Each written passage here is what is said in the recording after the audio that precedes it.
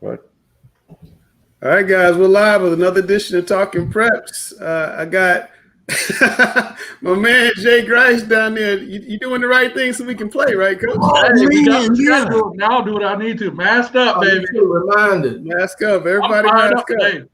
We got Dale masking up. I have a mask. It's just not in the room with me. I keep them in my pocket all the time. Mine is in the car. In the car. We got a lot to talk about, so let me drop that theme music. Go ahead.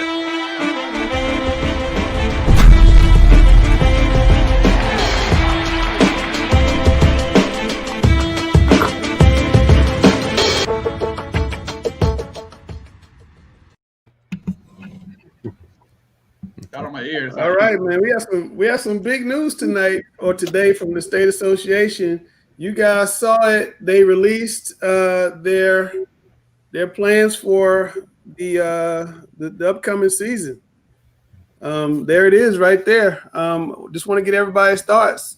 Football, those one we talk about a lot, going to start in February, and they're going to play up to April the 9th, and there's going to be playoffs. So, Grice, what are your thoughts? I'm excited, baby. This is what I called my mama on this one. That's how she knew it was big news. I'm excited that we have a plan. We have something set in place. And like I said, I think it's a situation we knew that the governing body could really do what was best for the membership. Everyone may not be happy with when it comes, but the fact that we have a plan and something that's on paper, man, I'm glad. All I got to say is I don't know who these cross-country star athletes are, but November 4th, I'm going to learn who the best cross-country guy is in the city of Charlotte. I might be out there. There you go. Chris, what are your thoughts? Football starting February the 8th, first game February 26th. Up in the mountains, going to be a little chilly. Woo! I want to commend Q Tucker and the board of directors for the NCHSAA, because you know what? They did an admirable job, a really great job, given some really bad circumstances. I think they've made the absolute best they can do. You talk about football in the fall. I was up in the mountains today, up in Ashe County. You give me a team like Ashe County, Avery, Watauga, who may not have as much talent as somebody down the mountain, and every time. I'm sorry, Chris. I was trying to do this, Chris. I was trying to do that. Intro button. Gary, your thoughts? I'm interested to see how the football coaches adjust to the basketball season. It's always been in the past where the basketball coaches had to adjust to the football coaches. And so this year it's going to be flipped. So I would like to see that dynamic, see how that's going to play out. And Dale, well, before we bring on the coaches, what do you think? Well, so ask that again. I said, what do you think before we bring on the coaches? Oh, I got you. Yeah. So I like what Gary said in that, football players, some of them roll over and play basketball. What's going to happen this year when maybe some of those football players are on the basketball team and they get to do a little playoff thing? It's going to be I won't say nice, but it's going to be an adjustment for the coaches. Yeah, absolutely. Well, we're going to bring on some. Let me get Dale out of this the one shot. I'm having trouble today. Langston off today. It's okay. I've been working since 8 a.m. I've not really left my desk. Bad shooting days. It's okay. Come finish up strong. We are blessed today, gentlemen. I'm bringing on 3 state championship football coaches all at the same time. This is like Charlotte TV history, I think. I love it. We got Glenwood Ferebee of Vance. Rookie coach won a state championship. We got wait a minute. My man Sam Griner just logged in. Hold on, fellas. Hold on. That's my man. Don't tell me you couldn't open house. I need to do the dog house tonight. He couldn't resist. State championship. Hold on, fellas. State championship coach at Vance. We got my man Andy Capone. Andy, how many state titles you won down there in Weddington? How many? 2 as a head coach. 2. 1 as an assistant. And then we got my man Brian Hales, who has been a phenomenal football coach in Mecklenburg County for a long. And Coach Hales, are you the elder statesman now in Mecklenburg County? I think I am. Yeah. Hey, Brian, I remember when we used to be the young guys. Right? I know, so do I. That was before this thing showed up. There's a lot of teenagers ago right here. I like the screen right here. The bottom is like state championship coaches right here. I like it. I know, yeah, because Coach Brown is winning state championship too. That's what I said at the bottom, man. Give us flowers. How about that? Sam, I got to give it to you. 2017, Harding, best state championship team ever out of Charlotte, right? That's definitely the best Cinderella story, maybe. Hey, you know, I got two beside you that might argue with you. Oh, they're phenomenal coaches. Those guys are better than me, no doubt. I tell you what, that 2012 Butler team, boy, I tell you what, put it up with anybody. That team was pretty good. That team was pretty good. I coached against one of those guys. I coached when I was at Vance as the defense coordinator. I coached against one of the Butler teams that won the state championship by like 40-something points. It was ridiculous. Yeah, I remember that night.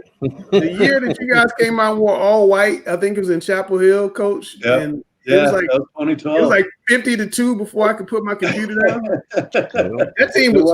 We got off to a pretty good start that day.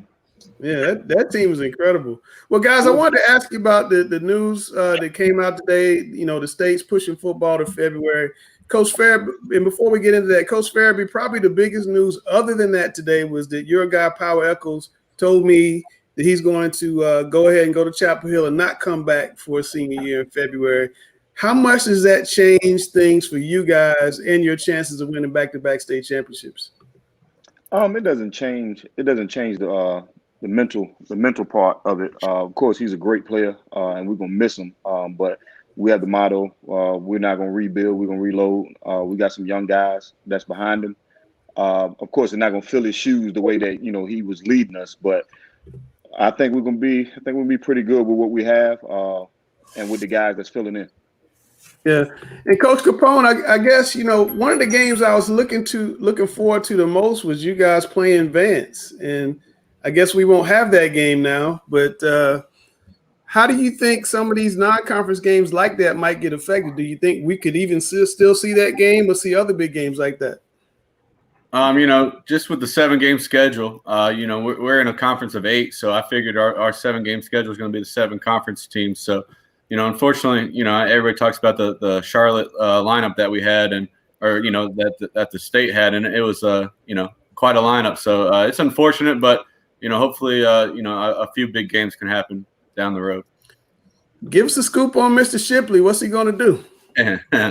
We've talked a little bit. I told him to call me. He called me right when I got on here. So we'll talk later. I know he went home and talked, and no matter what he chooses, he has my support, and I've told him multiple times he has nothing, he doesn't owe anything else to anybody at Weddington or in the state. He's nothing left to prove. And, I think for the longest time since I've known him, he's put everybody else first. And I told him it's time that he needs to do what's best for Will Shipley. And, whatever that may be, we'll support him 100%. And, I'll just be excited the next time I see him tote the rock, whether it's in Weddington green or Clemson orange. So.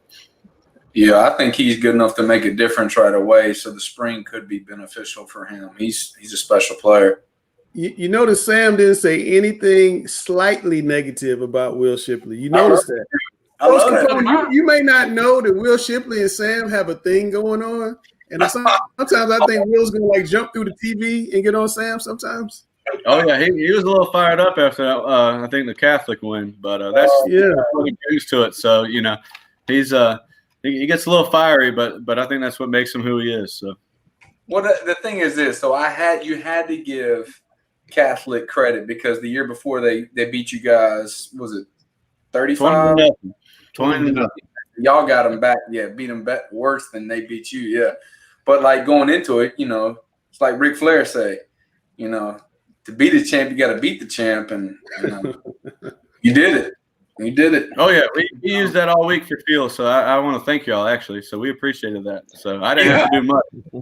Coach, they clowning you already, man. They clowning you already. You ain't been on the show 5 minutes. They're telling you already. Maybe if I say I'm Kim, people will be scared of me, but no relation. So they should be scared of you. Jeez. Coach Hales, do you still do the CrossFit stuff yourself? No, I haven't done that in a long time. I take the dog for a walk now. No. That's it, man. No, it's not your garden variety average walk. I mean, we got a quick 6 miles in this afternoon, so not CrossFit, but we're good. Hales used to be able to power clean one-handed 185 or something like that, something ridiculous, like one-handed. It was pretty amazing. Smoke and mirrors, man. Smoke and mirrors. Oh my goodness, coaches! So hey guys, that Vance Weddington game. I mean, you guys know I both have a lot of respect for your two programs. I'm just saying, as a coach out here, I would love to help you guys make sure that matchup goes on. So Coach Ferebee, I would love to give up our game versus you guys and allow you to schedule that game with Weddington, and we would take whoever Weddington has for that week in order for that game to happen. I mean, would you guys be cool with that? I mean, it's just for me, just for the people. I'm a man of the people, so I think that we can do that. Man. Let's talk about that. No, I would love to do it. You always want to play the best teams, and Weddington has been getting it done for a while now. So we would love to make that game happen. And we've talked about it, but I don't think it's coming with the 7 games that we got to play in our conference. But no, are they going to allow us to have scrimmages, guys? Can we have scrimmages? Could you do a scrimmage? I'm not even for sure. We don't know yet. We don't even know when we can start working out. Andy, we'll keep ours on board if Will leaves. If he doesn't, I don't think he'll do it. Yeah, I would have been licking my wounds after Tuesday with y'all. So, get out of here. Jeez. All right, Mr. Dale. Yeah. So thanks for joining us, guys. And Coach Hales got a question for you about scheduling. With so many variables, how do you think teams are going to be able to schedule? What is your thoughts on how you might be able to put together your schedule? Has there been any discussion? Well, I think the situation we're in our conference in the Southwestern 4A, is we're an 8-team conference. So, again, I don't have any information to back this up. I haven't been told this or anything yet, but I'm kind of working off the assumption that our 7 games are going to be our 7 other conference schools. Now, I understand there's some conferences out there with, fewer than 8. I know there's conferences out there with more than 8. So, how they're going to work it out, I really don't know. I think this is, part of the process that we're going to be in now is, we've got those dates out in front of us. So now it's a matter of how do we get from, where we at on August 12th to, where we're going on February 8th. We've called it kicking the can down the road, which is what's been happening all summer. But we do have a plan and a start date. The question is, how do you think, or do you think we're still going to be able to play? I know you want to play.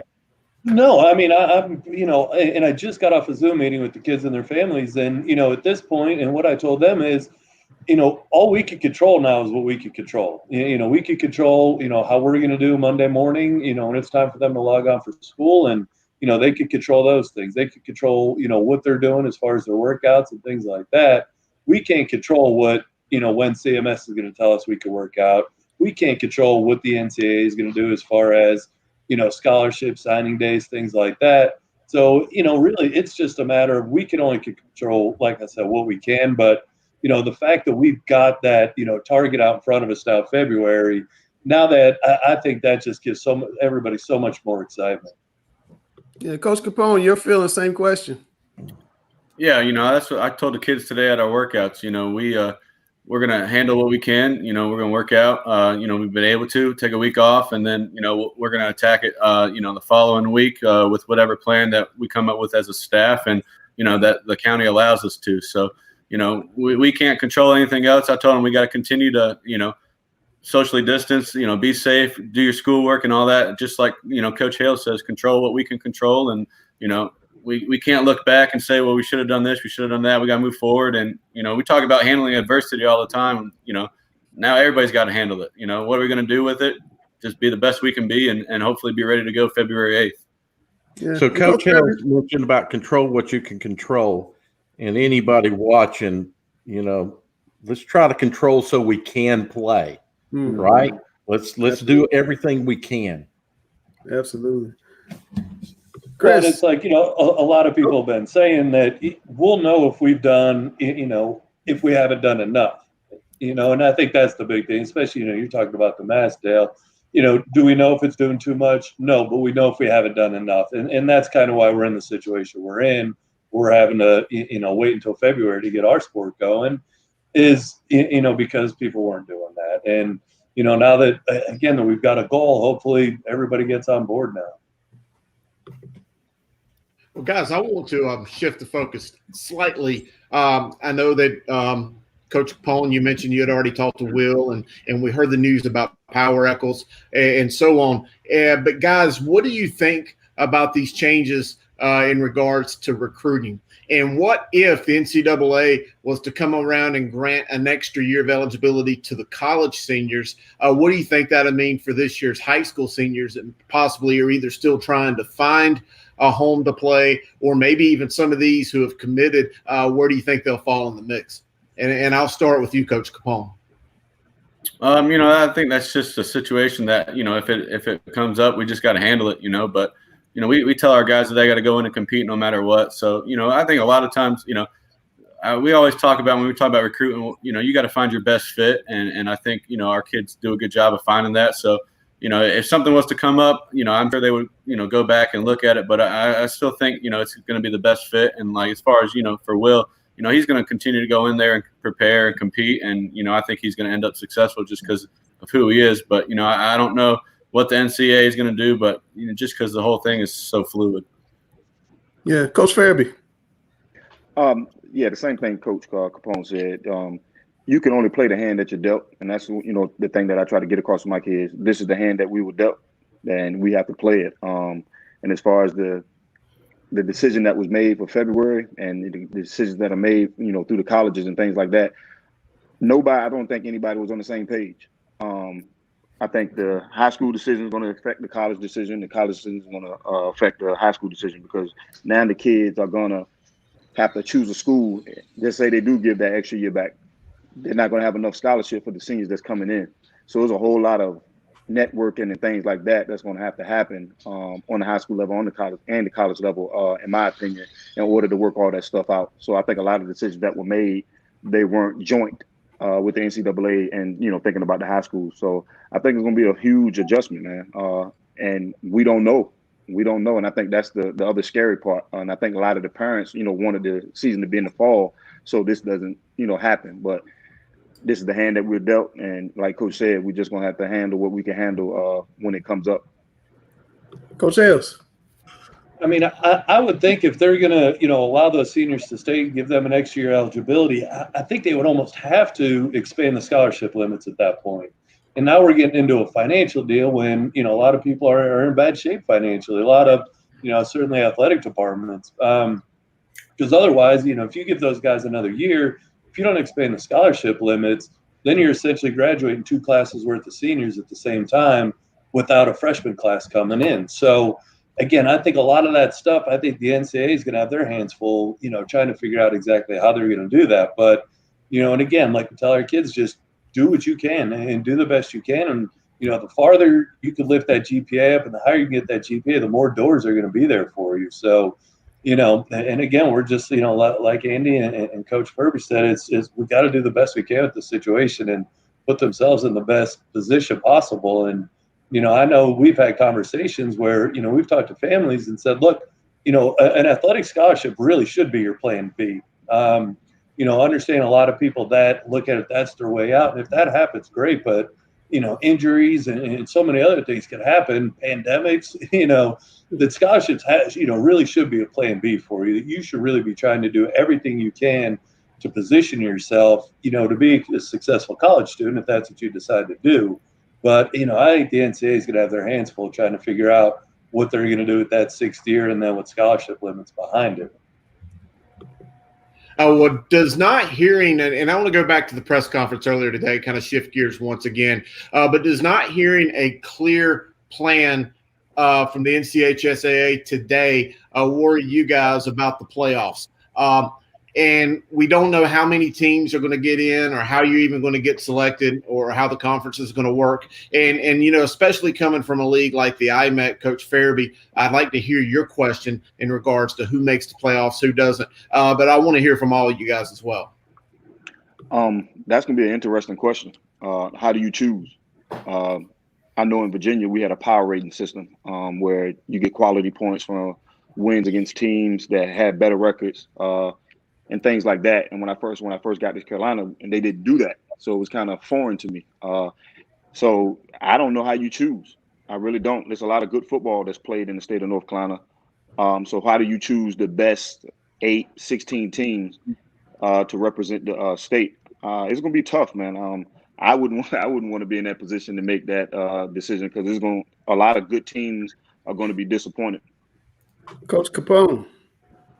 Yeah, I mean it's been thought about. When you look the last 2 years, us and Charlotte Catholic have both won state championships. And we play each other every year in the conference. So it's always something to think about. I think we got smart people up top, and they're going to make the good decision for us. But it's been thought about, and at the end of the day, though, we got to be able to start practice on February 8th, and hopefully kick off the regular season on the 26th. So, but it's definitely thought about, and I know people have been talking about it.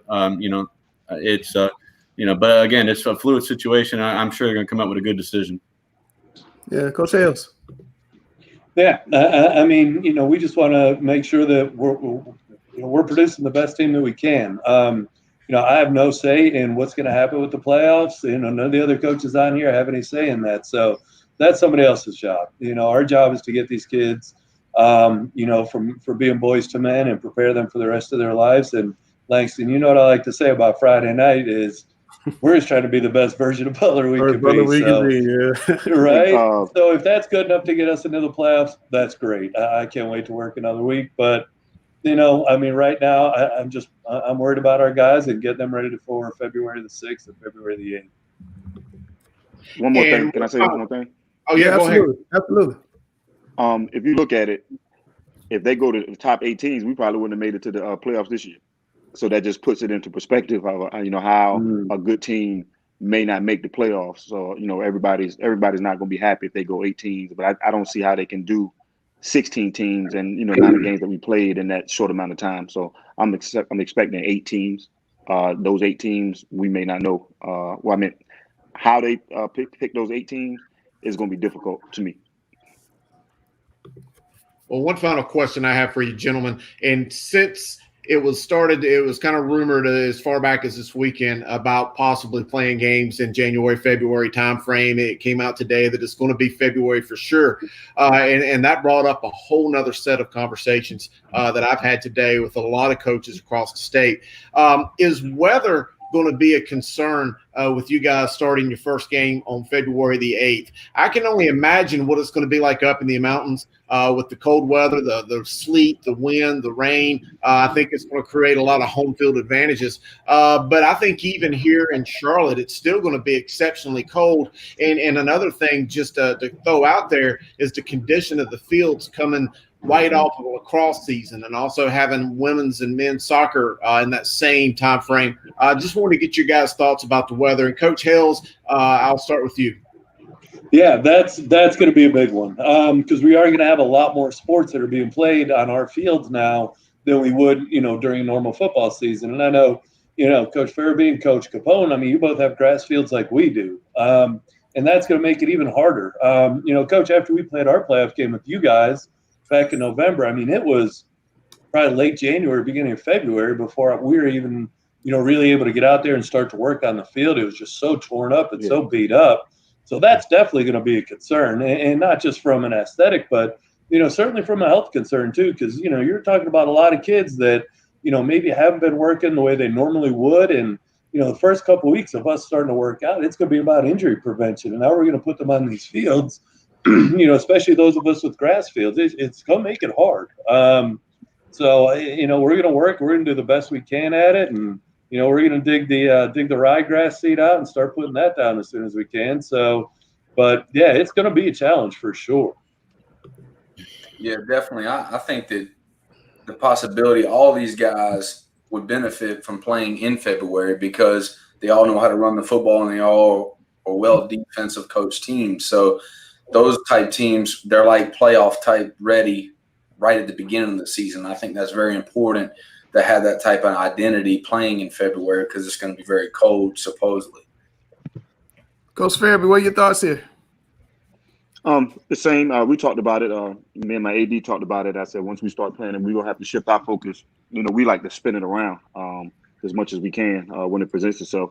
So now it becomes like the NFL, and that was my reference. I said, college football is over in January. When you watch NFL football games, you look at Green Bay and the Buffaloes and the New Yorks. It's freezing outside, and you win games in the NFL running the football late in the season.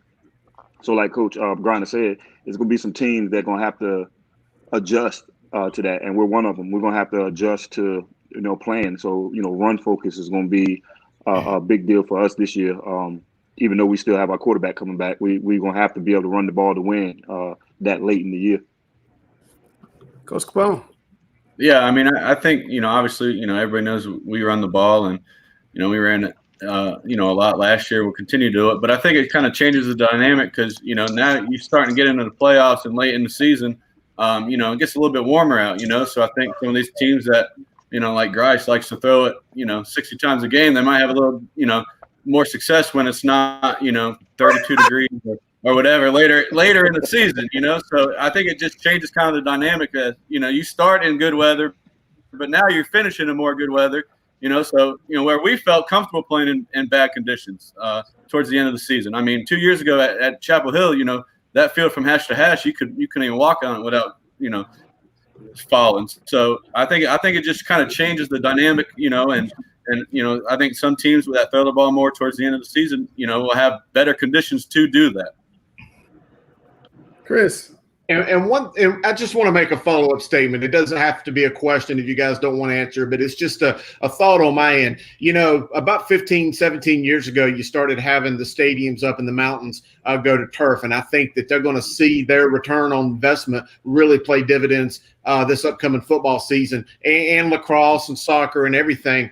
But, I've said for years, after having spent time coaching in Texas where you had regional ISD stadiums, independent school stadiums that were in a city that multiple schools played at, that were typically large turf stadiums. This might be the one instance where maybe the powers that be in CMS and maybe even other large counties go to maybe one or two regional fields within their cities or counties to allow schools to stagger their games on a Thursday, Friday, and Saturday on a turf field versus having to risk injury or risk, not getting a game in terrible conditions. We're even in February and March, you're very primed to have snow and sleet and heavy rain. I just think maybe some regional turf stadiums might be a good thing to think about. Ooh, come to me off of that. Yeah, it'd be a cold day in heck for me to go play up at IMG Cornelius on their turf field. I love our grass, and I think like Coach Ferebee says, we try to get it out the mud like them regardless. But Sam, was that a squeal? I don't know what noise that was you made when said that. It sounded a little funny there. I wasn't. What was that? Was that a squeal or like what was that? Really noise. You talk about this air raid all the time and stuff. You throwing the ball 90 times a game. I love it. And just man, like we talked about, you have the West Charlotte film. We ran it down your throat for 4 quarters. That's all it is. Brandon wasn't there, by the way. Yeah, he wasn't there. You're right. But yeah, you're gonna see. Hey, you fly back to the throw if you want to. Light boxing is in big trouble. That's all good. Like I said, that's in April now. I'm not worried about that. That's April. Okay, Grace, ask your question. I had to address the squeal. Sorry, Coach. Where's Coach? Turner came out.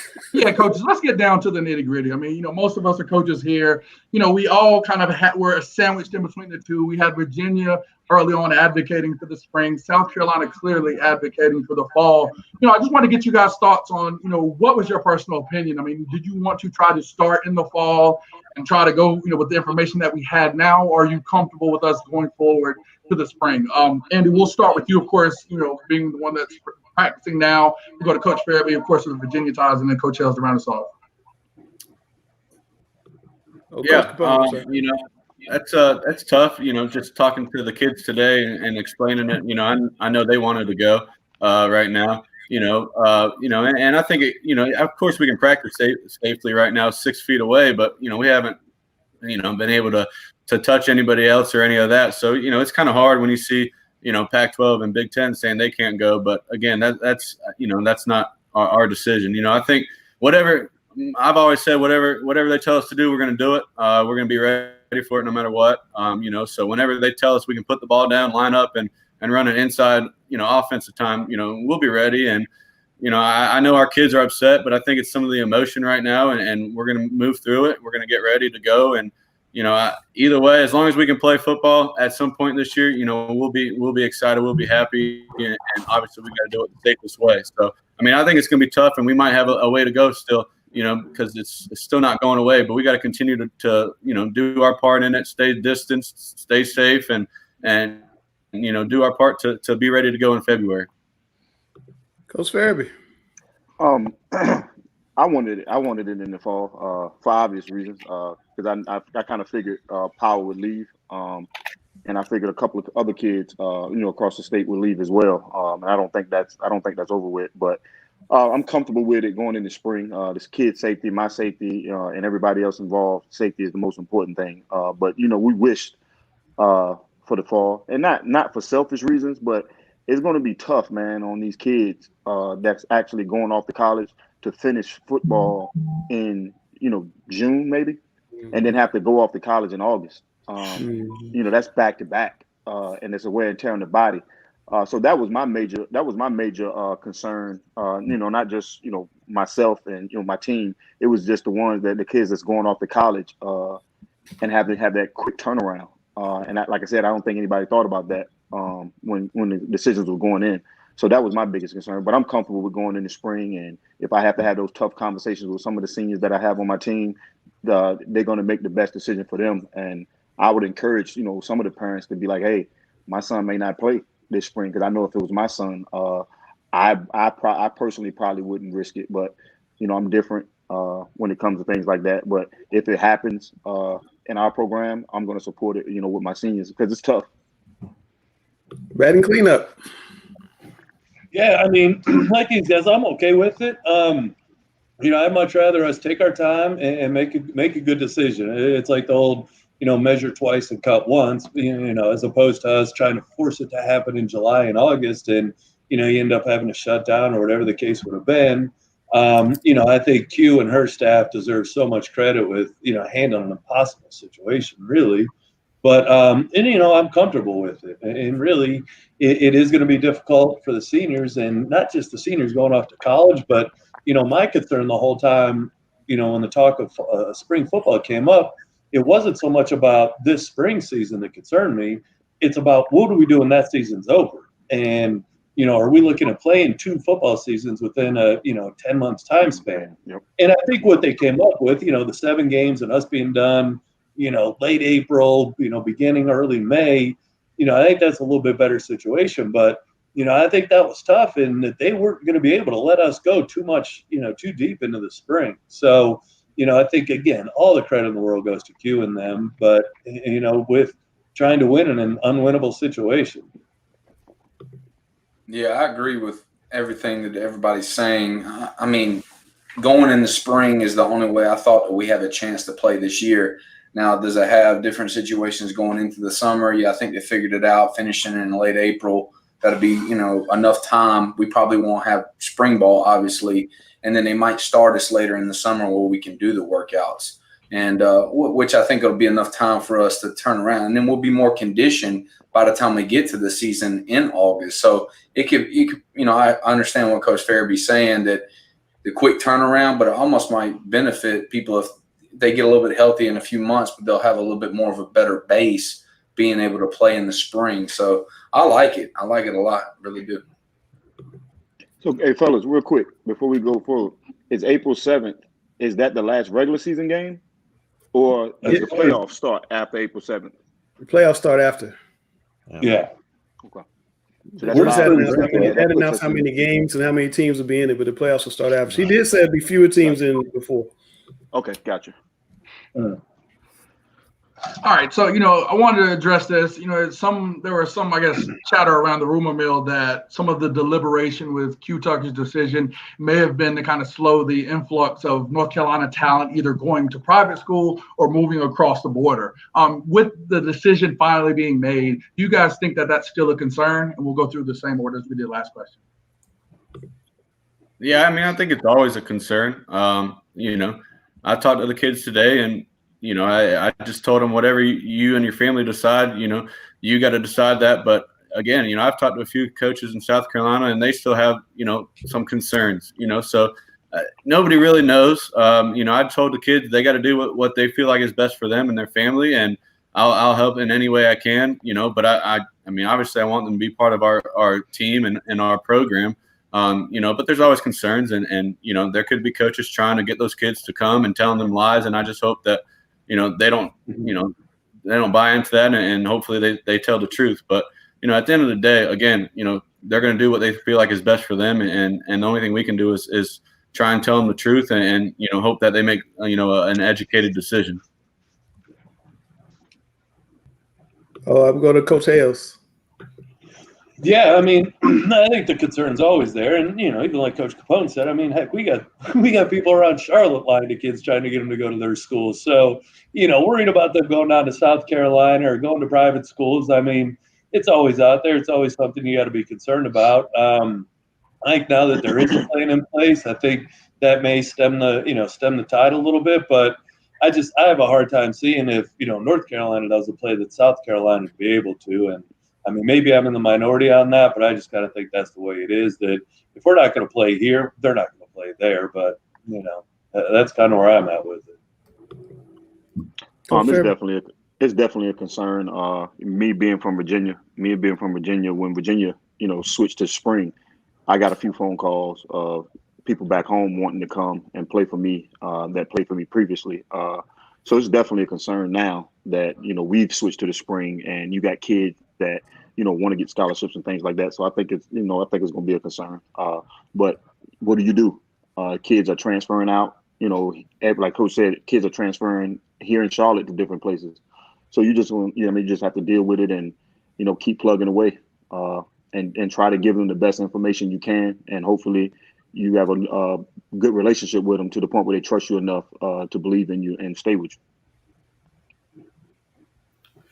Thanks, guys, for coming on. Before I ask my questions, Coach Ferebee, I want to congratulate you on the season you had last year. I just think that was phenomenal what you did to come in to a place that had a championship mindset and fit you and your ways into their system, as opposed to trying to make everybody fit the way you do things, and then to go on the road and win all of those playoff games. That's one of the best coaching jobs I've ever seen in Charlotte in my 30 years around CMS athletics. So I wanted to congratulate you again on the season you had last year. Now, the state finally made a decision, guys.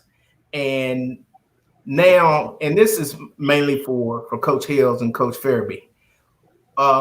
We still don't know what CMS is going to do. We know they filled out the survey and they said as long as we were remote that we weren't going to play.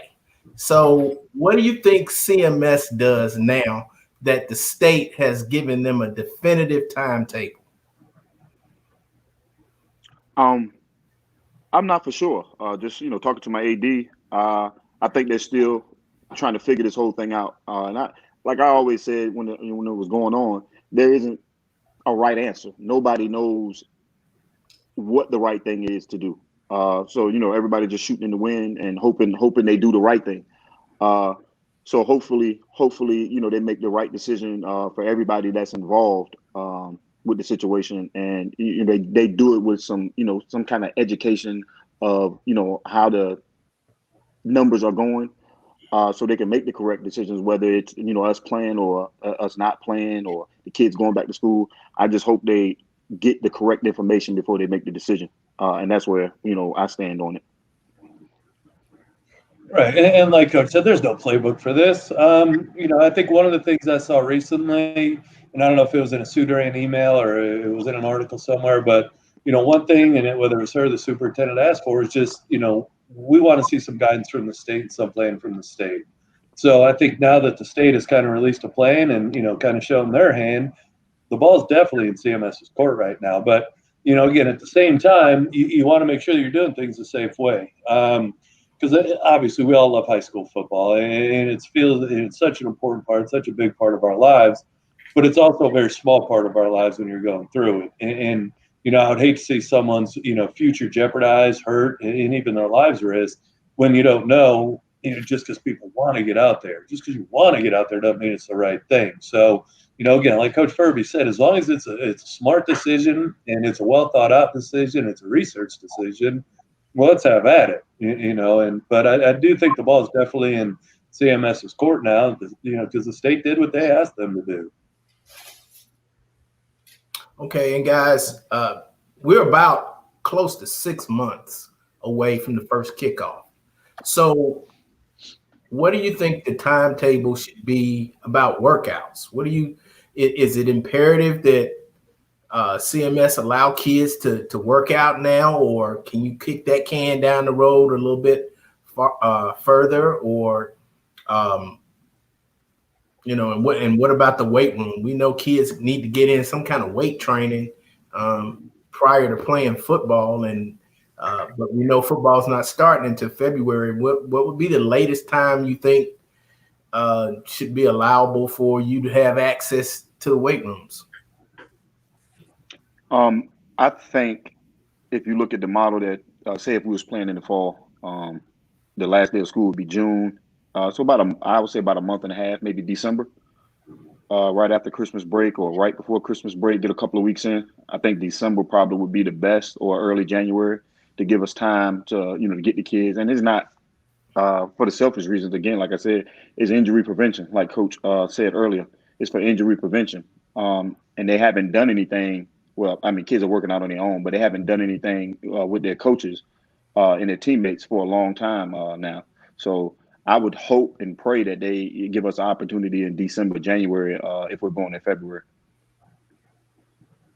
Yeah, I think the main issue is we're just got to get back into schools before they're going to allow us to do any type of workouts, because this remote learning, we're not going to be able to do anything yet. But I think that they've prepared this plan that will be done with the remote learning, hopefully, by the time November comes around and we're able to get to the school. I think that football and other sports that are going after basketball, I think being able to be in the weight room probably while they start their season, that's probably the route that we'll go.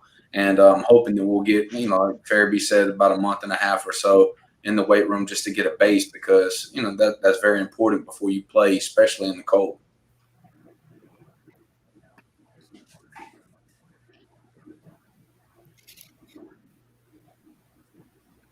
Yeah. Mason must have taken a break. I guess Links just took a nap. Yeah, Mason just hung it up on us, but that's all right. Grice can get up here. Coach Hales?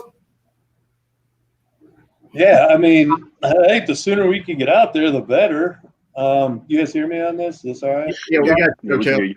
All right. Yeah, I mean, the sooner we get out there, the better. I mean, obviously, the further we get away from March 13th, the greater, to me anyway, the greater the risk of injury becomes. And if it's already going to be a short season, then you're going to be, concerned about quality of play on top of it. So, again, as long as it's safe, and I think, we had the pod plan ready to go, way back at the beginning of July. I think that's a great opportunity because, and even like I've seen on Twitter and some of y'all talking about, the kids are working out anyway. And if they're going to be doing it with us, they're going to be doing it in a much safer fashion, a much more controlled environment. But I think we got to get out there as soon as it's safe and, give these kids a chance to play the best football that they could play, with as little risk to them, physically outside of what's already going to take place in the game of football. I feel like I should have done some type of old China, the Kung Fu movies where he was just speaking and I was just pretending like I was moving my mouth that it lined up for it. Sometimes technical difficulties happen, and I'm sorry, I got a little locked up. I'm assuming you guys had a great talk while I was gone. I'm sure Sam was stuck on a one shot, so he was able to talk about how beautiful he was. Coach Capone, thanks for coming on, man. Good luck to you guys. I hope somehow, some way, if it's a scrimmage or something, we can see Weddington and Vance play. I really want to see that game. What y'all do. And good luck to you guys. You chase a third straight 3AA state championship. Appreciate that. All right, man. Take care. That's Andy Capone, my man from Weddington. Coach Hales, thanks for coming on with us. Make Butler the best version Butler can be. And we'll catch you in February down the road a little bit. You got it, buddy. Thanks, guys. All right. Thanks, Coach Ferebee, thank you for coming on as well. Good luck to you guys. Hope Vance can get back to a third straight state final in the 4AA, which would be amazing. So good luck to you guys as well. All right, appreciate you. All right, man. Take care. Okay, so we're gonna put Gary back in the green room, let him eat chips, and it's about time for Chris's corner. Sam, what do you think? Yeah, this is, like we said, it's one of our favorite times of the show. Chris has always got great wisdom, something that he brings to the table no one else can. He's just so knowledgeable about everything. I love listening to it. I'm not gonna lie. So what you?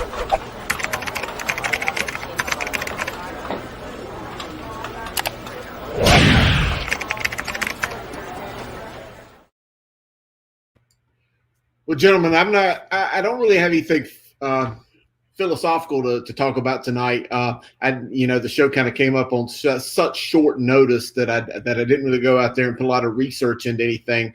But before I even do discuss anything whatsoever, I want to reiterate what I said when we came on to the show earlier tonight, was that I have got to stand up and applaud Q Tucker and the NCHSAA board of directors and all the stakeholders within the LEAs and all the school districts and everything for making the absolute best possible solution to an overall crappy scenario of all the cards that we've been dealt. And for that, I've got to stand up and tip my cap to them and applaud them from what they've done because they have done a tremendous job in trying to find a way to piece together all of these schedules, all of these sports, everything to give all of these young men and women, these young ladies, young gentlemen, student athletes a chance to play. We lost to spring sports last year. So with that said, I went back and I really combed through the schedule and just tried to, I don't want to use the word nitpick because I'm not trying to throw arrows whatsoever at the NCHSAA's plan because I think they did a tremendous job, as I mentioned. But, there was a couple things that really stood out to me, kind of brought it up earlier in our conversations with Coach Hales and Coach Capone and Coach Ferebee. But, the field, we've got soccer playing. You've got in the seasons leading up to football kicking off there in the latter half of February, you've got both men and women's lacrosse. You've got soccer kind of leaning into the back half of football as well. So, I think that these school systems are going to have to really, truly look at the field maintenance, at keeping these fields safe, because like I said, the fields can get really banged up. They can get really, really ugly at that time of the year. No fault of the coaches, but we're just talking about the hand that Mother Nature deals them. And on top of that, I was really looking at the schedules and looking at some of the overlapping sports, and lacrosse is one that really stood out to me because I think lacrosse is one of those sports that has grown traction year in and year out and is getting bigger every year. You're starting to see a lot more football athletes that are playing lacrosse than maybe in years before, especially at some of these schools that I think are some 3A schools that are borderline 4A numbers, and even some of the 4A schools where you're starting to see a lot of your young men play lacrosse versus football. Two that really stood out to me was Hickory and West Brunswick, and I made some phone calls to the coaches, and both of those schools have upwards of 10 players that are significant contributors to the football team that are going to be overlapping at least 3 games of lacrosse season. So it's going to be interesting to see how those young men and their parents handle the dynamic. Do you play one sport over the other? Are they allowed to play both, which I don't think is a good idea for safety concerns. So, that was one thing that I really wanted to bring up. And then the final part of Chris's Corner tonight really had to do with a series of phone calls that I received today. And I was driving back from the North Carolina mountains, and, the whole time I was on the phone, and coaches and even a few athletic directors before there was really any guidance being sent to them from the NCHSAA was talking about scheduling.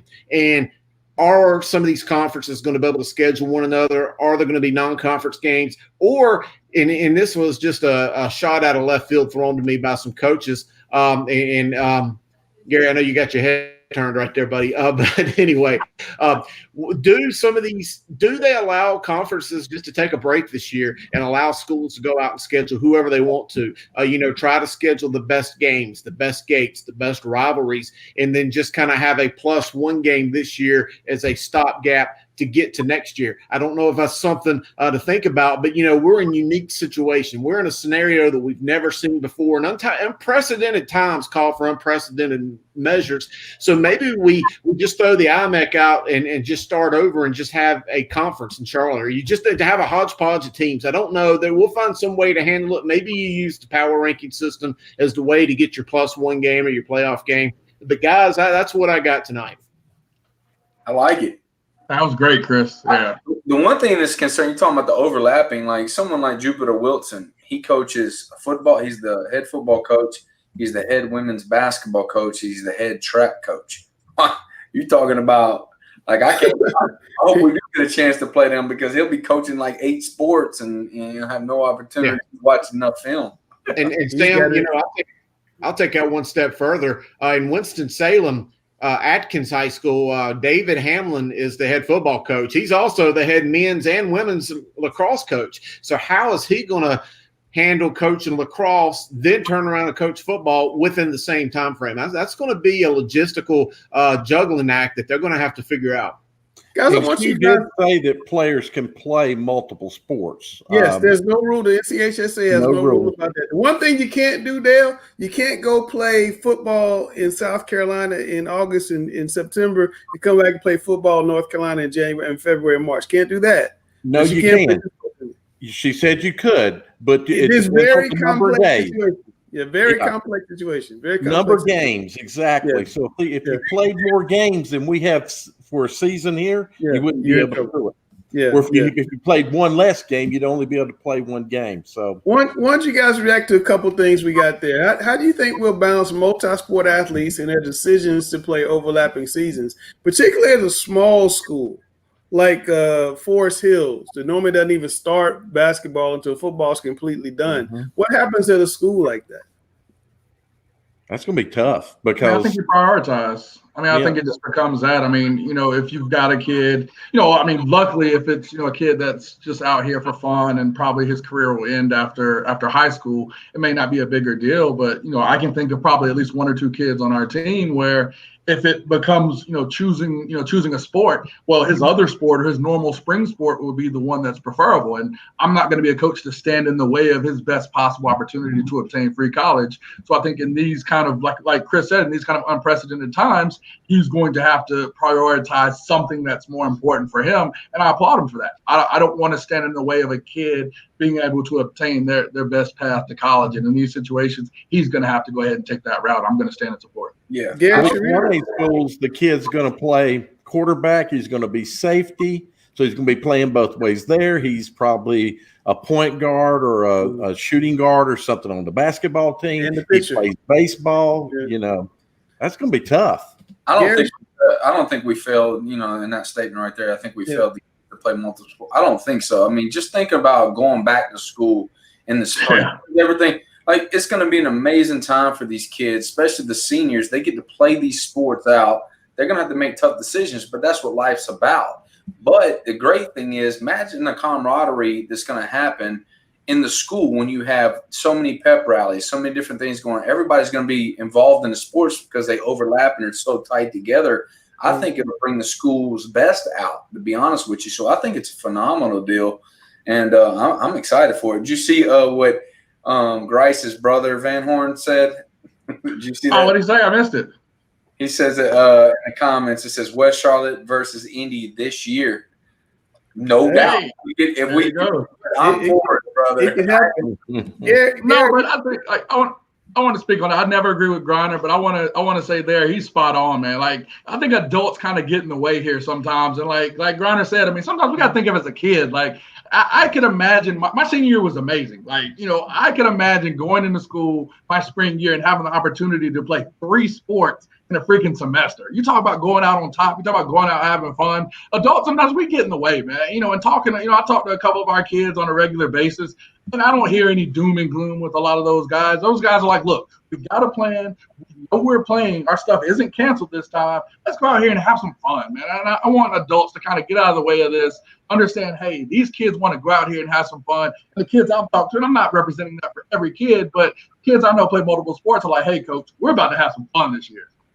Gary, we talked about this a little bit earlier about the field prep. What are your thoughts about that? Because you have a lot, and Chris talked about it as well. You have a lot of teams trying to get on these fields all at the same time.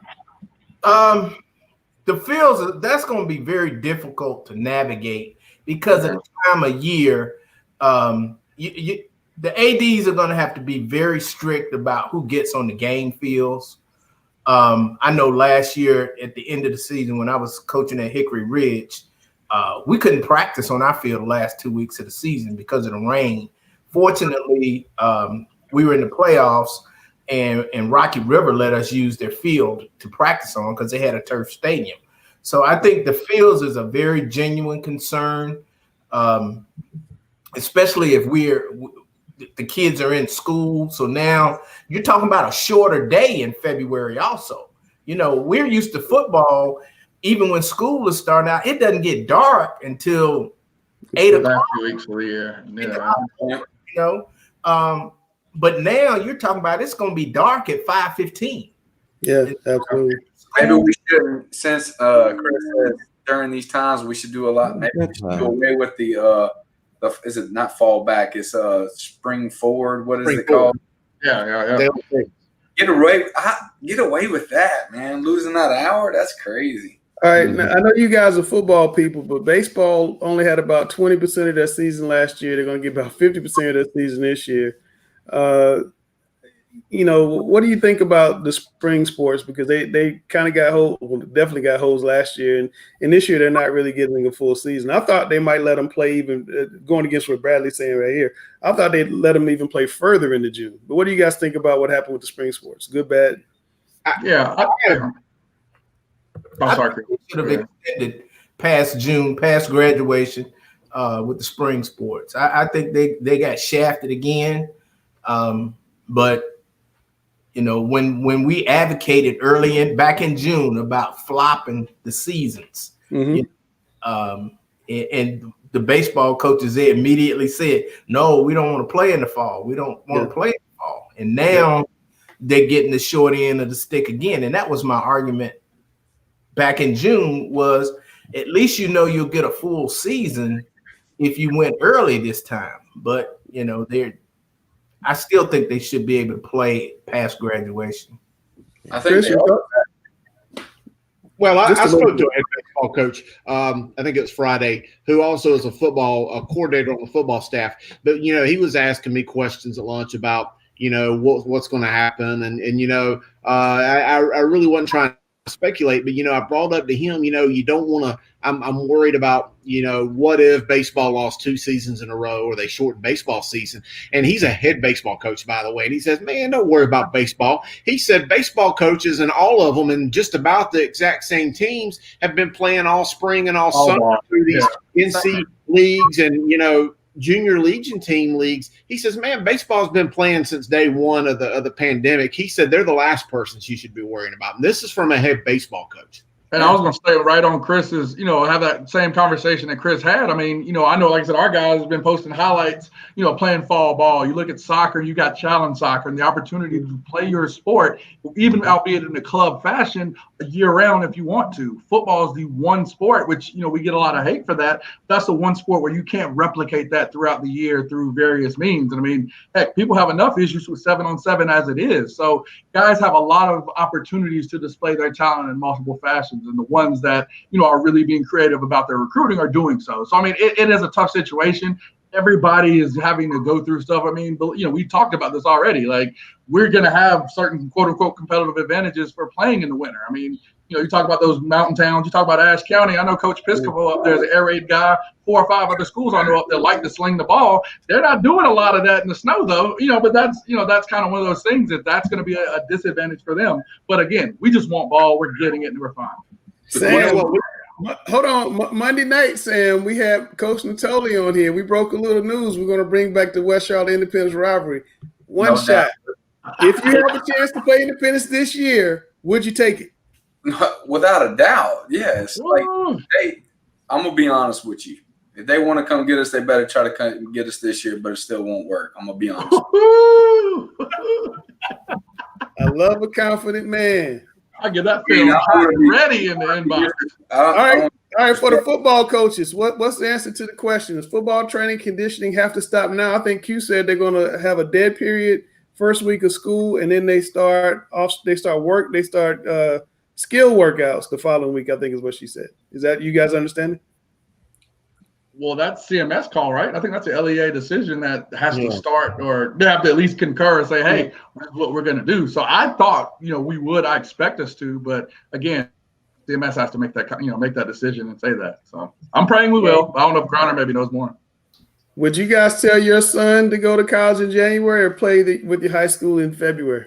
I'll take this one if you don't mind. Like, it depends on the kid. Like, if you have a kid that's on scholarship, kind of like, Capone has and Shipley, that kid has a chance to play right away as a freshman. He needs to learn the playbook. He needs to go ahead and go.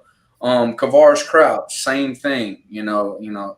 If you're a guy like Drake May that might sit behind another guy, even though I think Drake May is going to be better than even maybe Sam is at North Carolina. It's, yet to be determined. Sam's the Heisman Trophy candidate. I was about to say, he's on the short list. That's a lot. So Carolina's got some good days ahead of them then, because coming in behind them is even better. I think, even though I love Sam, Sam's a tough dude. I just think that Drake May is the best arm talent, the best, he's got size. He's amazing. I mean, he really is. And, that's what it is. Dale, would you tell your son to go to college in January or come back and play high school in February? I think it's exactly like what Sam said. It just depended upon what his situation was going to be. I kind of have a heart to playing with the high school and playing with your teammates if you can, but it really comes down to what it's going to gain you to go ahead and get on campus. If, like Sam said there, Drake, it's good that actually for Carolina that they get a gap in a year, that he redshirts this coming year. So for Drake, it would be good to stay and play. That's a decision I think that you got to look at all the dynamics of what's the benefit going to be to going ahead and going on off to college. The one thing that Drake May he wants to prove that he can win a state championship. Like, he wants to do that with his brothers. Like, that's major to him. Shipley's won 2. Did he? Maybe 3. He won as a freshman too. Yeah. So he's won 3. So I think that he's fine with it going to Clemson and trying to compete for a national championship because they're a little bit better than North Carolina. Sam, somebody's doubting your opinion earlier about Coach McFadden. Former QB, big guy. He played for Tommy Knotts. This year, guys, just don't disrespect me. You know what I'm saying? Like, I can coach ball. Let me just tell you that. Let me get my hands on these dudes and we'll see what. Yeah, I'm about to say, you got to meet them before you can talk all this big stuff. Yeah, talk to them. Yeah, man. You have name tags on. Here's the question we got several times. We're gonna lose major D1 football players to college in January. We've already lost some, and I'm gonna let you guys answer that. But I want to talk about Power Echols Advance. Gary, you said something earlier that really caught my attention about your opinion on Mr. Echols and how good of a player you thought he was. I thought Power Echols was the best defensive player in CMS since D'Angelo Lloyd back at Independence back in the late 90s. The way he not only attacks the offense, I think he single-handedly made the team they played against in the state championship quit off the first series, because I think he made every play in the first series, and they just look like, we don't want any of this. That guy is just an awesome, phenomenal defensive player, and I don't blame him. He's got his state championship, so I don't blame him from going right on to Carolina in second semester. Same thing with Shipley. I think he should leave.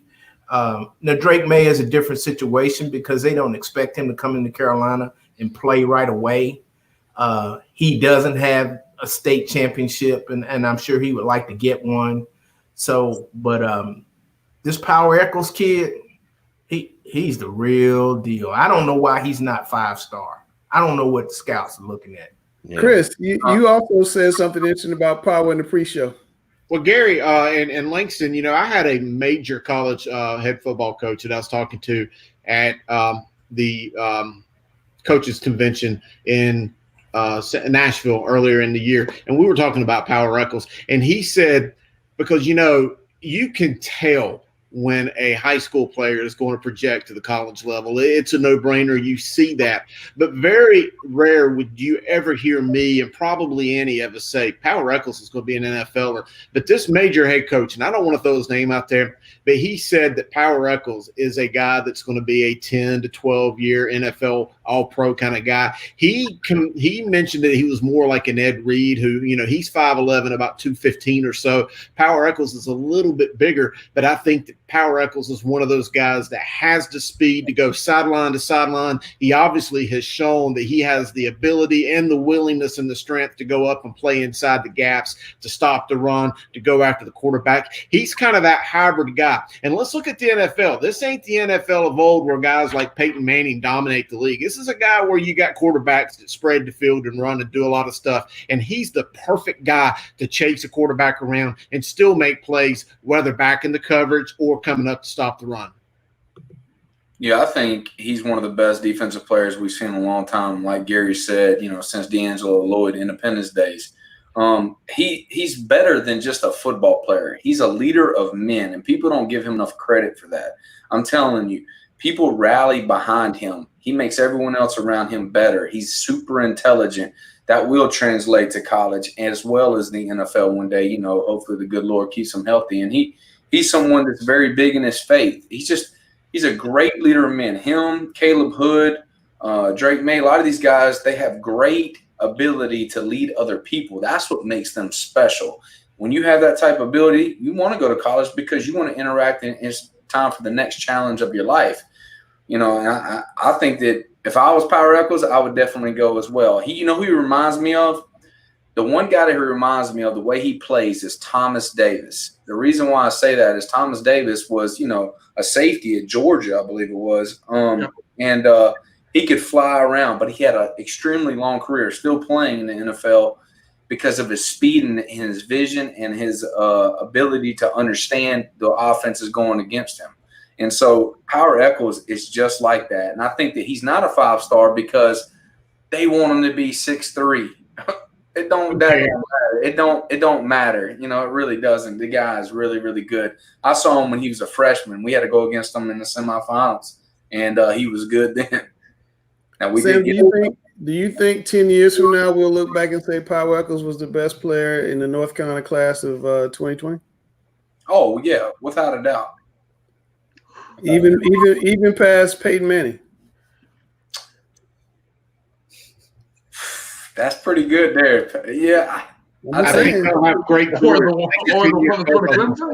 Here's the issue. When you say Power Echols, a lot of people don't give enough credit to defensive players. Some of the greatest defensive players ever, they don't give enough credit. They're not talked about like Tom Brady is and things like that. You know what I'm saying? So, and that's the thing. The spokespeople, the people that get all the advertisement, they're a lot more offensive guys. They're the Grices of the world. So it's all good. Hey guys, all right. Well, it's time for Coach versus Coach.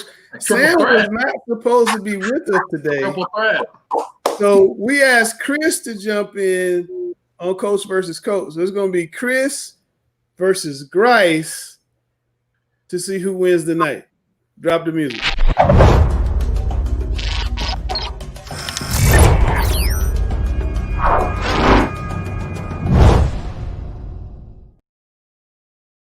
That's how I know I'm leveling up here. I'm getting the next tier in coach. It's like you play those video games and you get the next boss.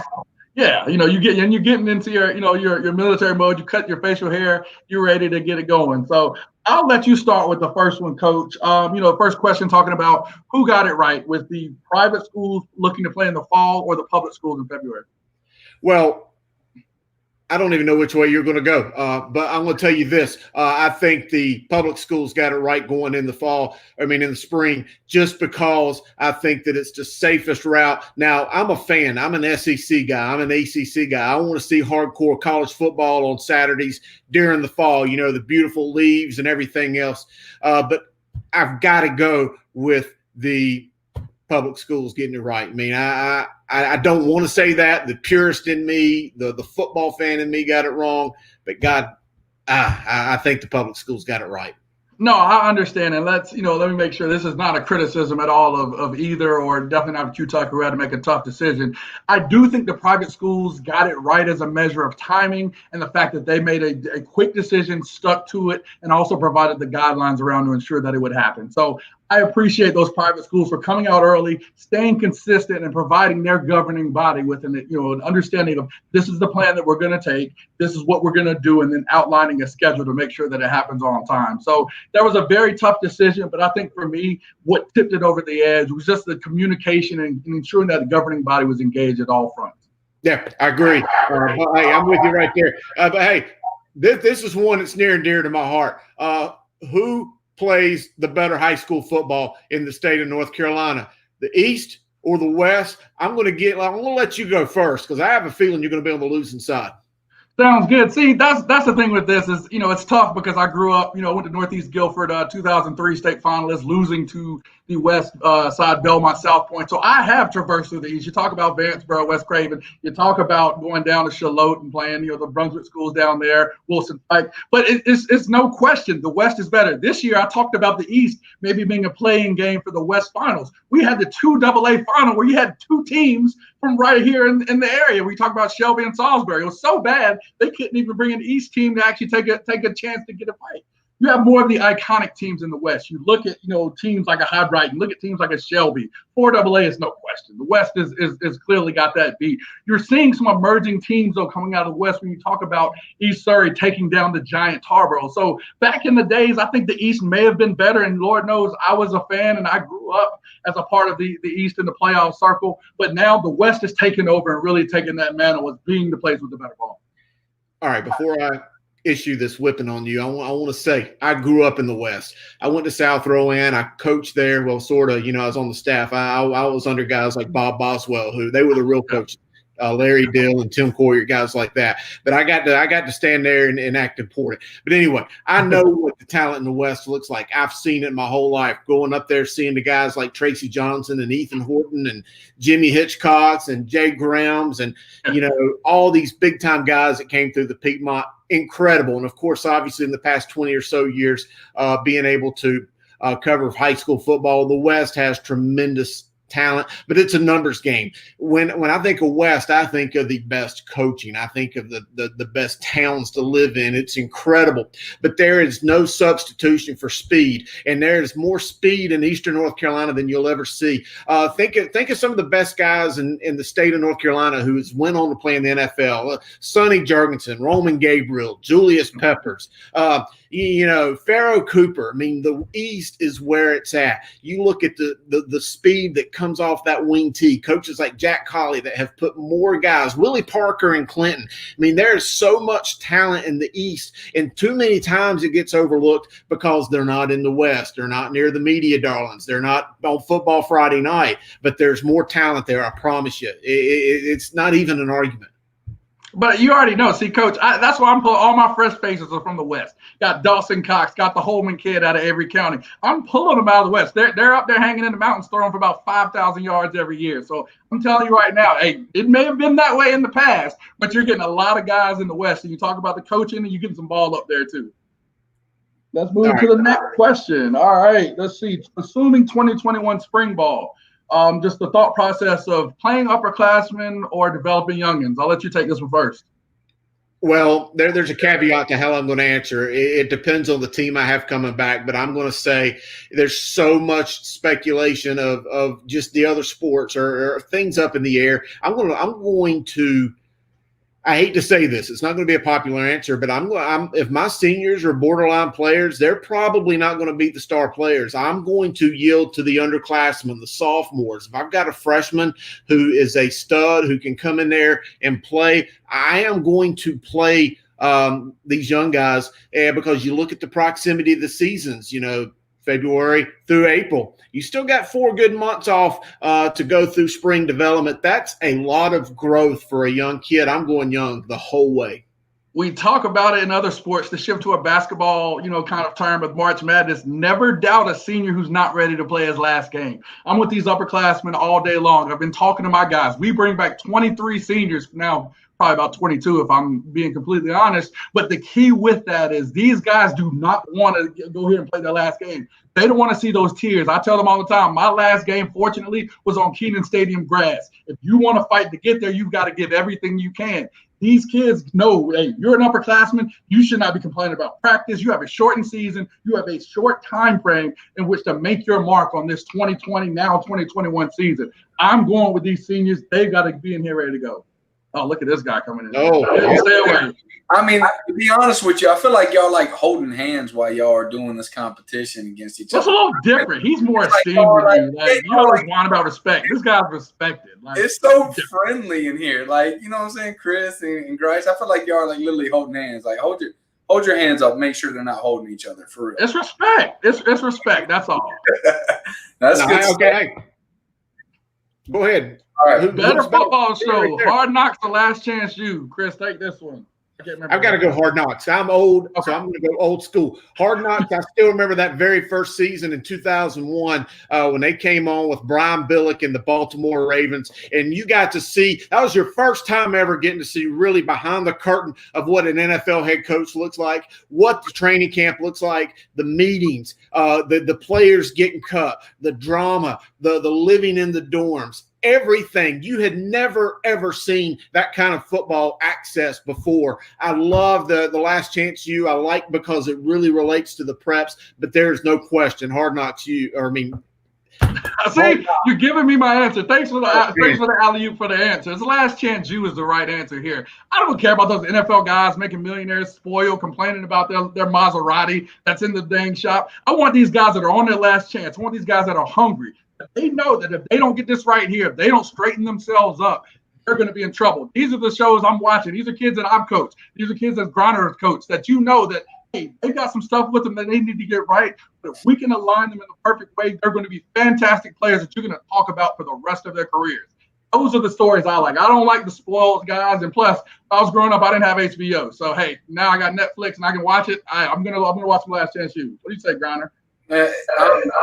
Obviously, knock on wood if you're with me. Knock on wood if you're with me.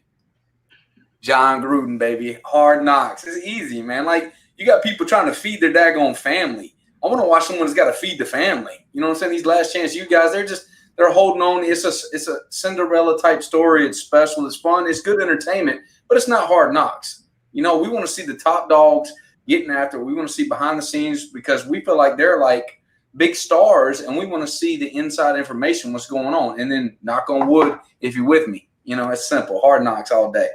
Feed their family. We're talking about feeding their family filet mignon. Like, these Last Chance U's are literally trying to feed their family.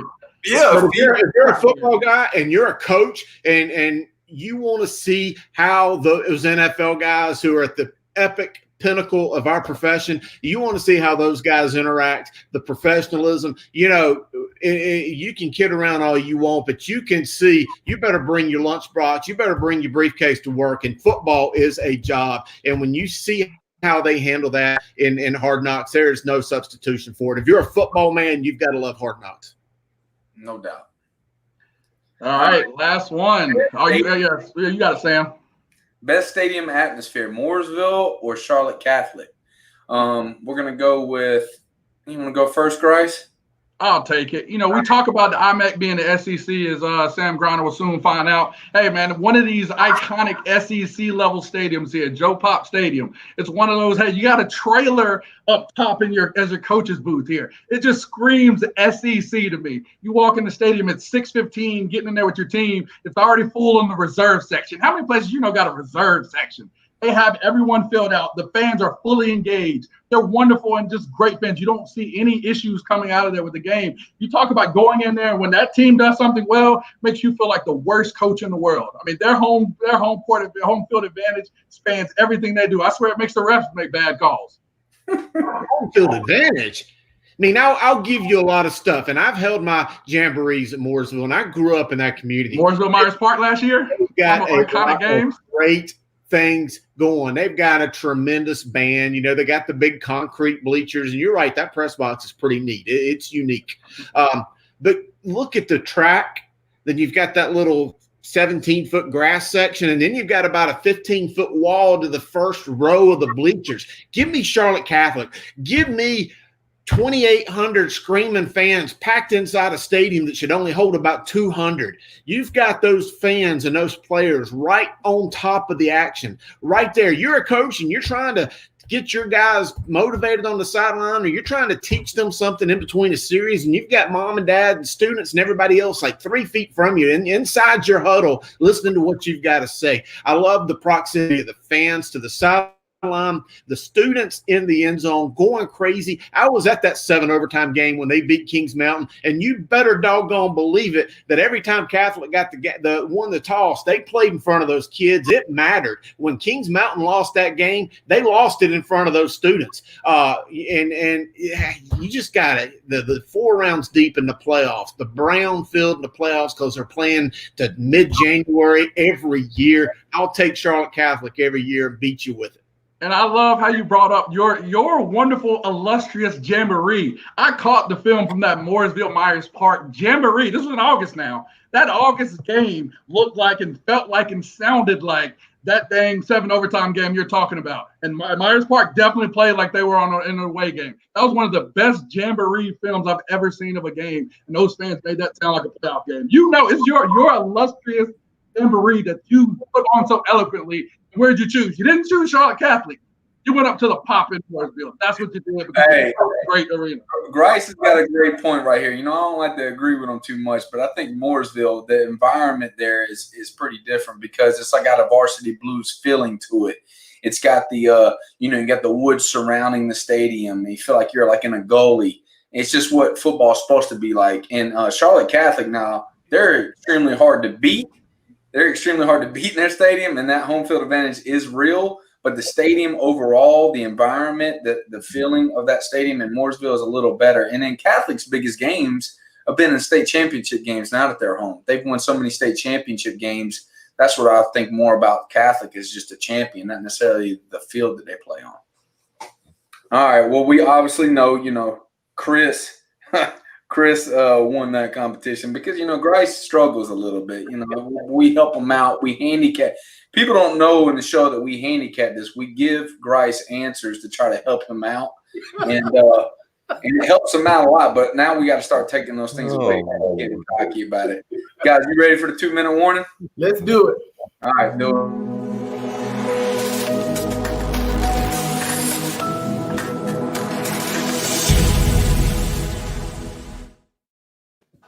Gary, he's trying to build a rivalry, isn't he? Hey, Chris came out with Sonny Jurgensen. I think Sonny Jurgensen had quit playing before Chris was born. Sonny Jurgensen, Roman Gabriel? Wow. Gabriel. Yes, sir. Wilmington. Okay. Gary, today we learned that we've got some kind of schedule now.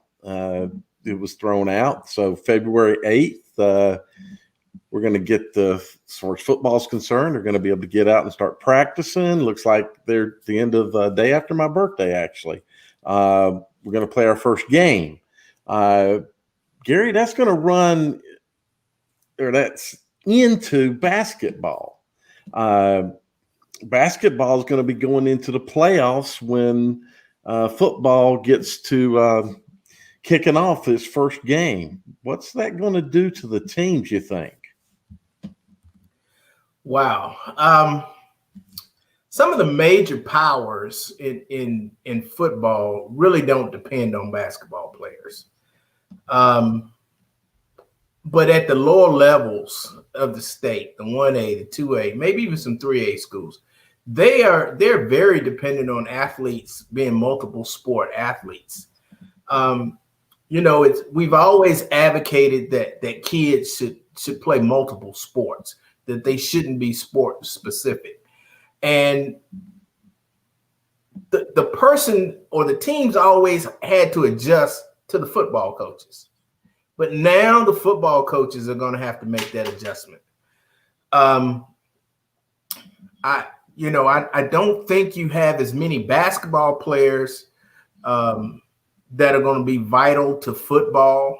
I think the way you have to look at it is when you had football players transitioning to basketball, you always said, well, they don't have their cardio yet, because basketball is constant movement. Football, you take time between plays, between series. So the one thing that's going to help football when basketball ends is the players are going to have their cardio. They're going to be in shape. But are they going to be used to the pounding? Are they going to know the playbook? Those are going to be issues. I think the teams that will be successful in football are the ones that have coaches that work with the basketball coach, or maybe he does both. If he does both, which I did for a long time, you can work around that missing practice. But time will tell. My thought is that unfortunately, a lot of the good basketball players that could be very good football players, they don't do the two sports. They focus on the basketball. So I think at least in the bigger schools, in your 4AA schools, it's not going to be as big of an issue. And maybe not at some of the others, but then you have to look at the lower classifications where, as I mentioned earlier, a kid plays quarterback, he plays safety, same kid. And then that kid may be a baseball player or a lacrosse player or, playing the basketball. He's going to be playing multiple sports. So that's going to be, I don't think it's just going to be basketball that's going to be the issue. It may be some of these other sports. I think basketball, because you're talking about fewer number of players on a team, and a bunch of those players focus on one sport when we're talking about basketball. So a lot of those players on a basketball team don't play football. So it's going to be a small number. I don't think it's that big of an impact. The transition may be, the physicality may be a little different, but as you say, the wind, they'll have their cardio and they'll have their stamina, so they'll be in better shape as far as that's concerned for those that do come over. Yes. Well, Dale, speaking of Power Eccles, there are also some other high-profile kids that are going to make the decision to leave their school or not play in the spring, especially those that have already committed to somewhere. How do you think that's going to affect the teams that don't have the players they expected to have? How do you think that's going to affect them going into the playoffs or even making the playoffs? Looks like we're going to have a reduced playoff roster, whereas we used to have at least half the conference would qualify to go to the state playoffs. Now you're looking at maybe only the conference champion. How do you think those schools like Vance and Weddington and Huff that have players that have already committed to major schools, how do you think that affects them this year? Well, you look at a Weddington first, and they have a true system.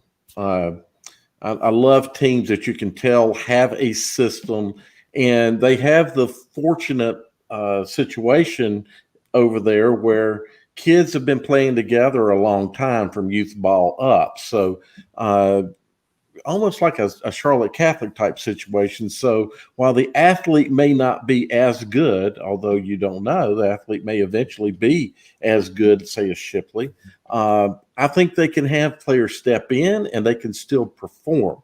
the team can still perform. It won't be a big malfunction to the team. The same thing would be, I think, true with Power Echoes. Now, we heard that it's a reload mentality there at Vance, but that's a huge player loss there. Yeah. Vance will still be good, but wow, he's a game changer on defense. So I think for the big teams that we're talking about, and Drake May and Huff, there's a lot of other talent behind that can step up. It may take in some situations a little time for them to blend in and get into sync with everybody, but I don't think it's as big an issue there as it would be at, say, some of the smaller, again, if there's a 1A school or a 2A school that has a big star player that has committed and he is going to go on. That could be a big damaging to one of the smaller teams. But I think these bigger teams in at least the Charlotte-Mecklenburg area and say up in the Wake County area, I believe they can weather it. Yeah, I think it goes to team culture or program culture. You were mentioning a team like Charlotte Catholic. They've run basically the same system for 20 years, maybe longer than that. And so I think they do it at the middle schools where they come from.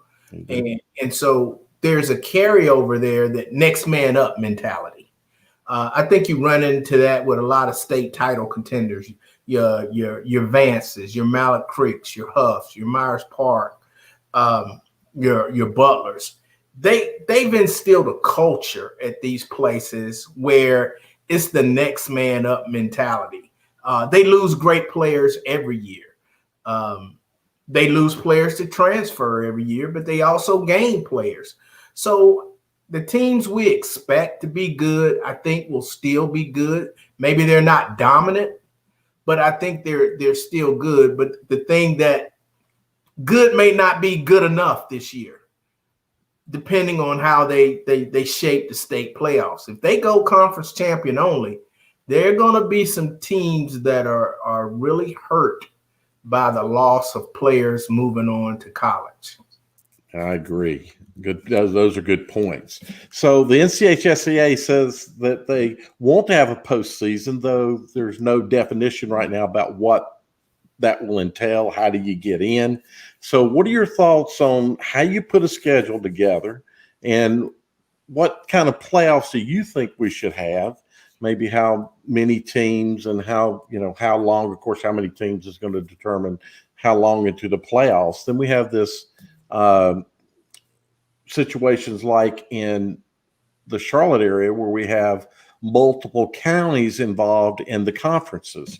Iredell and Cabarrus counties involved in the conferences here. So, how do we handle all this with the scheduling, et cetera, and the playoffs?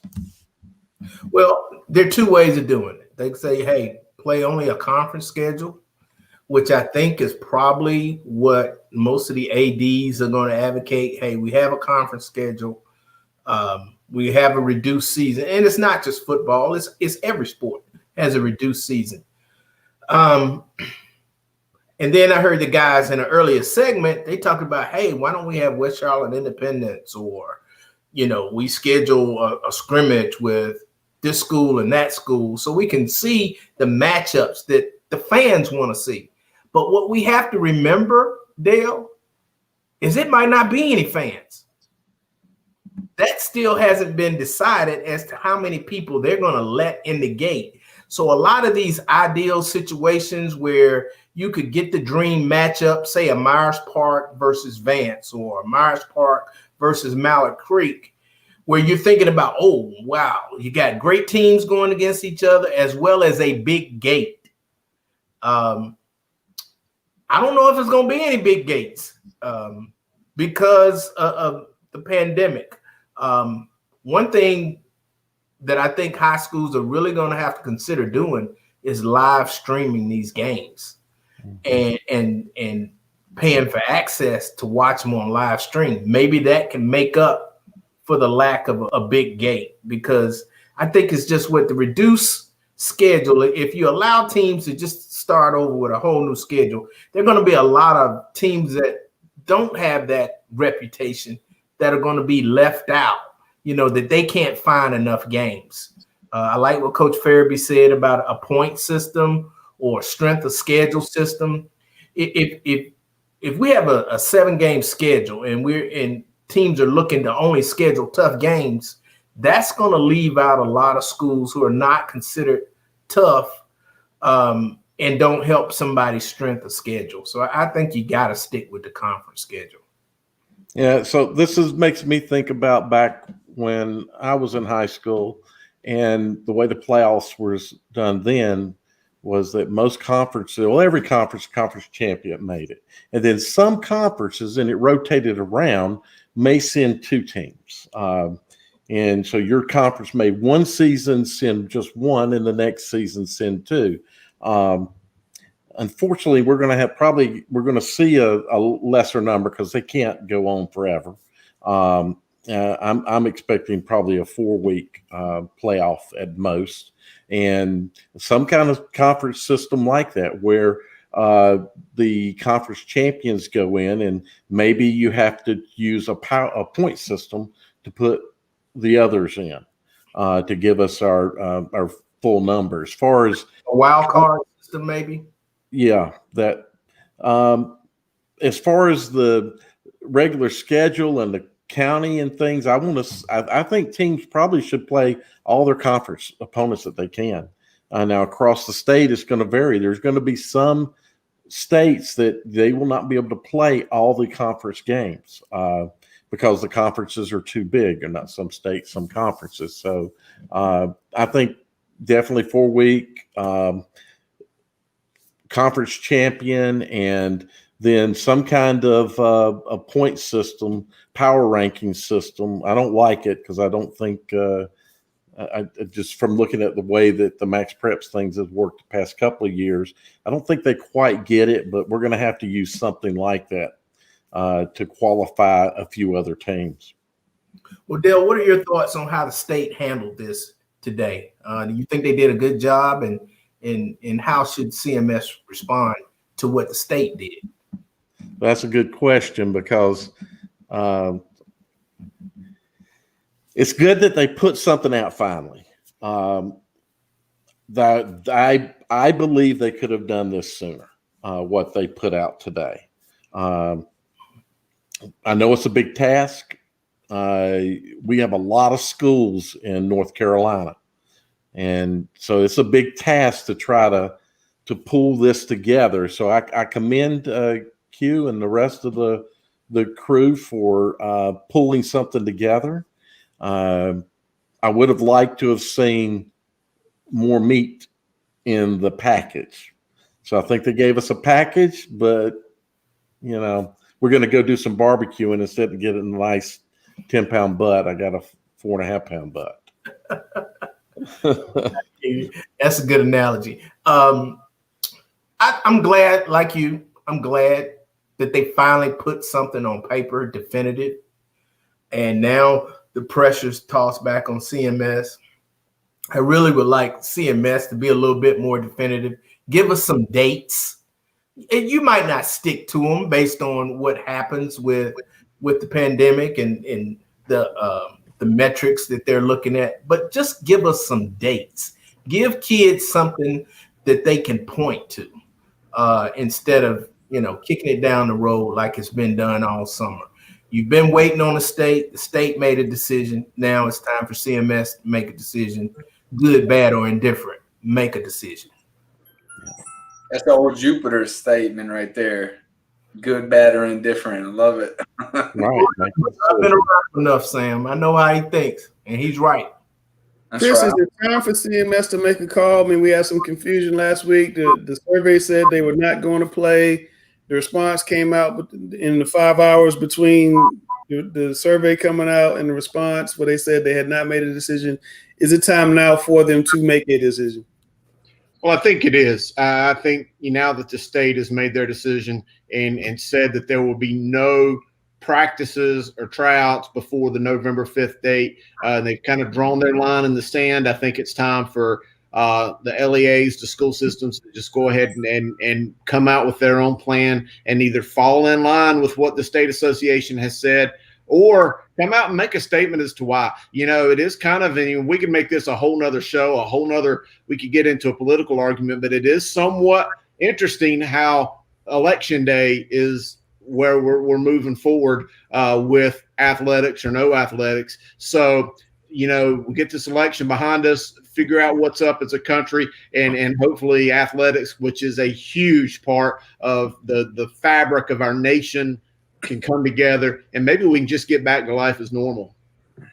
All right, Sam, you're on the one shot. You're on live TV. A whole lot of people watching right now. Be careful. What should CMS do right now? Ernest might be watching. They should make a decision until they know exactly what they want to do. I think that they're going to look at the evidence that the NCHSAA provided, and they probably knew what was going on, so they're probably putting a plan together right now to make sure that we can get out there in a safe way. But I don't think CMS is going to let us do any type of getting together with teams until we come back to school. The key is education. We got to get into school. Then we can start playing sports or doing workouts for sports. Definitely. Now, there's a lot of great information tonight on that 2-minute warning. The only, the 2-minute warning with both teams having 3 timeouts and using both their challenges tonight. So it was a very good, long 2-minute warning. I loved it today. Bryce, if CMS were to not let kids play sports and everybody else came back, what would the reaction be? I think you would have, a big problem on your hands. I mean, I think that they've kind of learned real quickly, and I mean, not to, again, bring you in the forefront of this, but I think your exclusive, brought this, this situation, kind of to the forefront of everything to say, hey, like, you've got to make a decision. We got to have some fact-based logic behind what we're doing. We stick to it. I think that was, very, shown very much, as we talk about that survey. So my big thing is, hey, make a decision. Again, it's beyond the point of what I would prefer. It's beyond the point of what the most, the majority likes. Let's make a decision. Let's have some reasoning for making that decision, and let's go with it. I think, we see the states finally made that decision, and I think everybody now needs to fall in line. Yeah, I'm going to ask Superintendent Winston to come back on the show Monday, and we'll see what he says. And hopefully he'll accept the visit. We definitely have a young lady you guys are familiar with coming on Monday. She's already committed on the show on Monday. Chuck will be here with us on Monday, so make sure you lock us in Monday at 8:00. We got the boss lady here. She's going to answer all the questions from you guys and the public, and even Sam. We might let Sam have coach versus coach with Q. That'd be kind of I think Langston and Ernest need a coach versus coach. Hey, we step out. I'll go backstage and agree with the water. You know what? Ernest is my boy, man. I have no issues with Ernest. I like Griner too. Like, hey, we just get a coach versus coach. I love it. So it should be a fun show. But look, guys, it's a busy day today. I appreciate you guys jumping on at the last minute. We were totally unprepared. Just threw this together last minute. I hope you guys out there in TV land enjoyed it. Remember to mask up. I'll make sure I bring my mask next Monday. I got them ready. Hey, you got to have them ready. I got another one. Hey, Sam, I read those Gators don't do any good. Gators do no good. They're like worse. He doesn't know that. I've seen a bunch of studies. So look, as we do on every show that we do, we got to put the man on the one shot and let him have his final thoughts. Well, I appreciate you guys. I know you didn't know I was coming on the show tonight, but I missed you so much. When I got done with my open house at West Charlotte, I was like, you know what, I'm going to go join. So thanks for sending me the link, Langston. I'm really hoping for NFL football this year because 2 reasons. Like, imagine high school athletes getting to play in the spring now. They don't have to worry about, watching football. They can study film. When they're studying film, they can watch NFL during the fall. Hopefully they get it right like the NBA did. And how often do football coaches get to play fantasy football and actually update their rosters the way that we need to? So I'm extremely excited about that. So I'm just hoping that, John Gruden's knocking on wood, and we're definitely playing NFL this year. So that'd be fantastic. All right. Well, Chris, I'm not sure who won coach versus coach. I had a good time. But we're getting a lot of folks talking about Eastern Carolina players being high up in it. I need to Google. I got to get my Googles on. He brought me some 1970 guys. You forgot Todd Gurley. I thought I was going to get Todd Gurley from you, Chris. Yeah, a lot of people talking Eastern guys. There's a lot of Western guys. I don't even go down the list. There's a lot of Western guys. I would lean West being better, but West is more about the large classifications. The East is more about the smaller classifications. And I just think, the larger ones are, or the tougher ones to win. And the West has dominated the 4AA classification. So that's my 2 cents. I'm not trying to get in coach versus coach. Whoa. Alexa wants to be in that grinder. I'm just grabbing my opinion. Gary, got anything on your mind before we check out? Well, what do y'all think about the Power Fives being split on returning back to going to the spring? Some of them going to the spring, some of them going to the fall. What do you think about it? Surprised me, the Pac-12. I'm a little surprised at the Big Ten. Michigan and Ohio State have played since 1897. This will be the first year they haven't played since 1918, I think. A little surprised about the Big Ten. I figured the SEC was definitely going to play no matter what. And ACC is going to hang in there with them. But the Rose Bowl. Here's something. Pac-12 need the Rose Bowl. True. Now that money talks. Yeah. When's the last time a Pac-12 or a Big Ten team actually won a national championship? Maybe Ohio State did. Last one. Urban Meyer, he gone now. All right. So here's the thing: they're looking at it this season. They're saying there's no chance we win a national championship right now. We can't win. So maybe if we play in the spring, or if they do get to, will they play in the spring if they don't play now? Won't they have a Rose Bowl in the spring now? Well, that's what I'm saying. You get the Rose Bowl in the spring, Peach Bowl in the fall. It's the perfect. I'm a fan. I just want to watch. Give me some fall and some spring college football. I want the playoff still in January. I still want to see the playoff. Well, again, like Griner saying, it doesn't matter. The SEC and ACC, like Steve Spurrier came out and said it. That one of them's gonna win it anyway. So you got Big 12, SEC, ACC. That's all that matters. I'm gonna do, guys. I've had sports overload from December to May. It's gonna be so much sports all together at once. I mean, last night was great. You had the Blue Jackets and Lightning 7 overtimes. You had Butler going off with 60 points. Sports are back, guys. Hey, I'm extremely excited right now. Yeah, no, it should be fun. It should be fun. Before we got here, I just want to commend Q Tucker and her crew.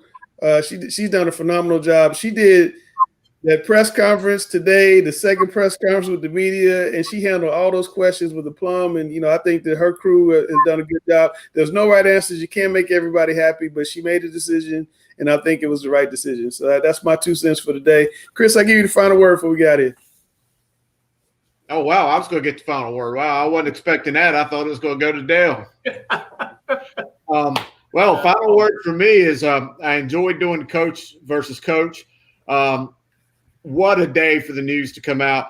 So excited just for us to have a clearer picture of what's going to happen. I know I'm anxious to hear what Q Tucker's going to say. I know we've asked her several times what her crystal ball looked like, and it was so cloudy. But for me, just to have a little bit more clarity as to what we're going to see is just that glimmer of hope to hopefully get through these bad times we're living through and get to some better days down the road. And I think we can all agree that when we got high school football and really just all of our sports, I think sports in general tie our nation together and give us something to all stand up together for instead of being in different sides of the road yelling at each other. So that's kind of where I'm going to end it today.